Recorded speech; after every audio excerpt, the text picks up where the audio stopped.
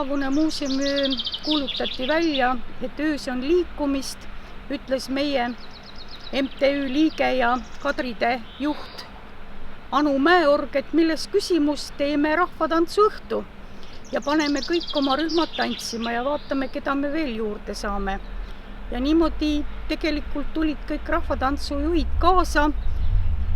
Tore, et me saime lapsed tantsima ja ka JJ Street tantsukool oli nõus esinema.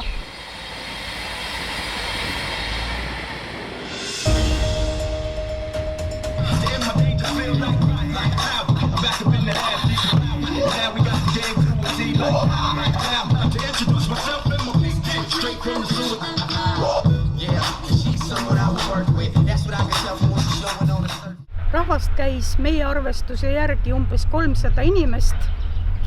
Natukene teenisime ka tulu selle muuseumiööga, kuigi tulu teenimine ei ole sellel õhtul kindlasti mitte eesmärgiks, vaid eesmärk on oma muuseumi tutvustada, näidata, mis meil on.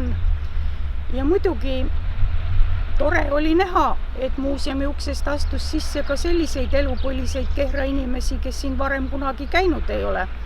Et kui muuseumi ööl olid uksed lahti, siis nii mõnigi leidis, et võis tulla.